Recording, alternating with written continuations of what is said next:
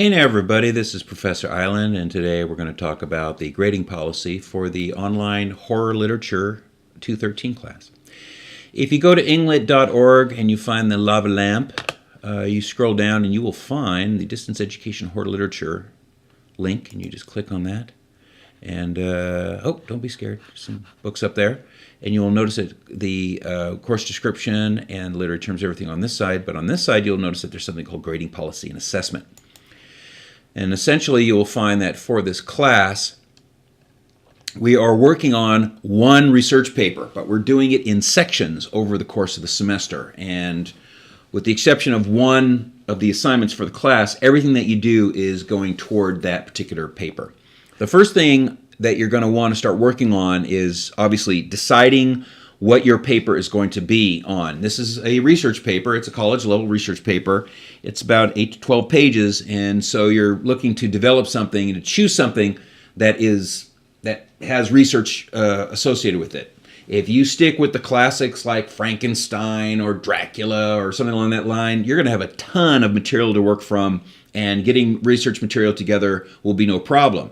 Your problem essentially will be that you'll have so much to choose from, you may be overwhelmed. And you also might be bored if you happen to not like that material. If you get into something that's a bit more on the margins, and that includes not only analyzing movies, maybe Tim Burton stuff or something along those lines, but also getting into other material that's considered less mainstream and certainly not part of the traditional canon, you might find it a little bit more difficult to find research material, valid college level research material, but you might find more interest in what you're doing. And so I would suggest strongly that when you're choosing something that you go over to the course calendar and you click on that, and you'll find a term paper list. And that term paper list has a list of lyrics and drama and literature that is all associated with either authors or actual specific works that are standards within the horror genre, and also have research, and I know this because I've already done the research on these and I know the material is available. If you want to do something that is not on this list, talk to me, send me a text message, and then we can talk about something. And as part of that, if you say, hey, I want to do this thing, it's going to be predicated on two things. Either, one of them is whether or not I have seen or read the work, and whether or not I can, in the course of time between the time that your paper's due and when you contact me.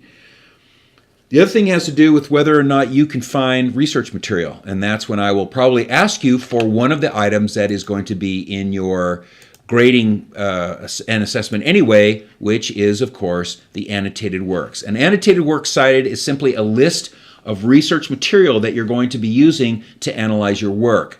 And if you look on the paper format and test instruction page, you will find something on the annotated works cited, and essentially what you do is you include the primary source, or if you're doing poetry, sources, in this list of 10 items, but you also should have a biography of the author, whether it's going to apply to your analysis or not, and then at least 8 other items that are direct analysis of your chosen work, whether it's something contextual like explaining a phenomenon, or it's somebody has done actual literary analysis of the thing they're analyzing, and you're going to give me the resource itself. This would be something from EBSCOhost or from the Gale Literature Resource Center, or from the Film on Demand that we have through the Citrus College system, or one of the many books that the Citrus College Library has gathered together for my horror literature class, or some of the other links that are available electronically,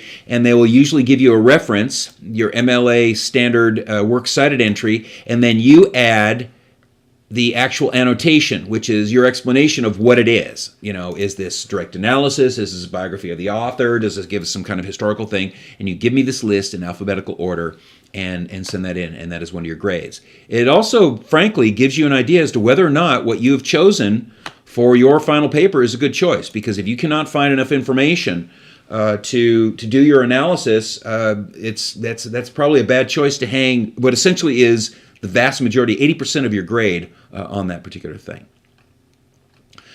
The other thing that's going to occur, of course, is that eventually you're going to write a first draft. This first draft should be at least 5 pages and should demonstrate the use of at least 3 critical perspectives. And what you're doing is you're getting into the actual analysis of the work. The critical perspectives, which are available on the literary terms page, and you scroll down in something called Critical Approaches, Critical Perspectives, and you'll find a whole list of all kinds of great stuff to choose from, these various ways to translate the work. Each one of these critical perspectives is a way to translate literature or movies or poetry or whatever you want. You could use it to translate a billboard if you wanted. And essentially, they set the parameters for how the thing would be viewed. And the idea is not to demonstrate how similarly the work gets translated from one critical perspective to another, but actually how different people will translate a work. And some people will like it, some people dislike it. What the author intends and what a culture actually translates a work as are sometimes 2 completely different things. And so your critical perspectives are demonstrating this, and of course it helps guide you and keep you focused within a paragraph. And it's 1 paragraph per critical perspective and 1 critical perspective per paragraph in order to create cohesive arguments. And you're quoting directly from your primary source, your poem, your play, your movie, your story, directly quoted and cited, and of course you're directly quoting from your secondary sources. Don't give me a bunch of paraphrase stuff. That's APA. One thing about MLA formatting, one thing about literature analysis, it has to do with what the words are and how you're translating the words. And you can take a quotation and then say, well, it means this, and somebody else is going to take that same exact quotation and say it means something else. And we need to see the words and then see how you're translating it. What's going to happen after the first draft is that you are going to read somebody else's paper, and they're going to read yours, and you're going to exchange a peer edit. In other words, you're going to help give them feedback on how things are going in terms of formatting, in terms of content, in terms of analysis, etc. And of course, obviously, finding somebody who's working on the same work or the same author that you are goes a long way towards helping that. And of course, I encourage you to work together for for this paper that you're developing for the class. You'll all submit your own paper, but getting the research together and getting ideas for critical perspectives is, working in groups is always a good idea. But this is your opportunity to give and get some feedback, and then you'll demonstrate that with the peer edit. And it's fairly short. You're giving them, some analysis and some bits and pieces. Usually it's a short narrative in which you maybe break it down into formatting issues and maybe talk about the content itself and maybe talk about how the research is, et cetera, and you just exchange that and then send me a copy, and that's how you get a grade for that. Obviously, you're going to do a final draft of the research paper, the final 8 to 12 pages, fully fleshed out with a works cited page. No title pages anymore. MLA doesn't use title pages, but a works cited page. A series of paragraphs, all of which are individual critical perspectives, and of course, directly quoted text from both primary and secondary text in each body paragraph, analyzing your work. And obviously, this final draft takes up the vast majority of your grade. It's 40%, certainly greater than any other individual thing. The last item is the presentation. This is your opportunity to do something that is completely up to you. Like I said, for the research paper, it has to be something that I'm familiar with because I have to grade you on whether or not you're actually analyzing the work within the ballpark of of what the story actually was about. The presentation is more freeform. The presentation is 1 per person because you're going to be posting this on Blackboard. And essentially, you're going to claim a topic by going into that folder and creating a thread. And the title of your thread will be the topic. And it's 1 specific topic per person.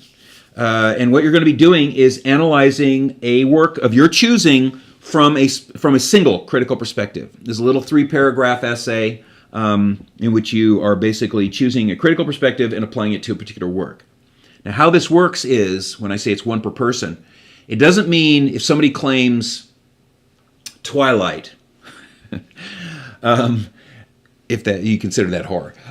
If somebody claims Twilight, for example, they would choose a critical perspective. Somebody else could also do Twilight, but they would have to choose a different critical perspective. Likewise, if somebody decides to do a psychoanalytical criticism of The Black Cat by Edgar Allan Poe, somebody could do a psychoanalytical criticism of another work. In other words, you're limited to a single critical perspective on a single work, and as long as somebody does not do exactly the same thing that you're doing, everybody's fine. So that means more than one person can do the same work, but they cannot share the same critical perspective of the same work. And obviously, more than one person can do the same critical perspective, but they cannot share that critical perspective on the same work. I hope that's as clear as I was hoping it was coming out as. So anyway, this is your opportunity to be creative. It is not, as part of your presentation, you are going to spend about 5 sentences giving us the plot. So be concise and get right to the point. Okay. If I was gonna summarize the plot, for example, for the Telltale Heart, I would simply say story about a guy who lives with another guy, and the young guy thinks the old guy's got a creepy eye, and the eye is freaking him out, so he chops him up and sticks him under the floorboards. And when the cops show up, he thinks he can hear the heart, and it drives him nuts, and he rips up the floorboards and demonstrates that there's a dead guy underneath. The end. And that's basically, that's how quickly you want to get to it. And yes, you're ruining the story for everybody else. But then I would get to my critical analysis of it. And we could talk about psychoanalytical criticism, or I could talk about Marxist criticism or cultural response, whatever. But you're giving us the plot of it as either in the introduction in about 2 or 3 sentences, or if it's going to take you a little bit longer, maybe as the first part of that body paragraph, and then get right to the analysis. So a paper in 4 sections and your presentation, that is the entirety for this class.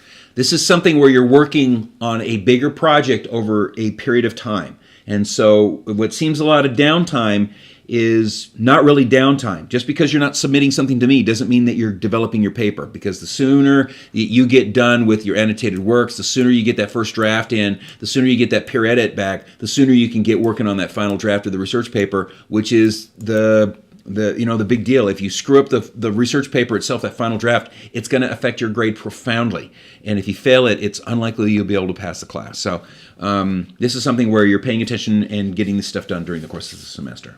Anyway, that's pretty much how the grading works. If you have any questions, send me an email to englitguy@earthlink.net, and hopefully I can square things away. Other than that, stay in touch.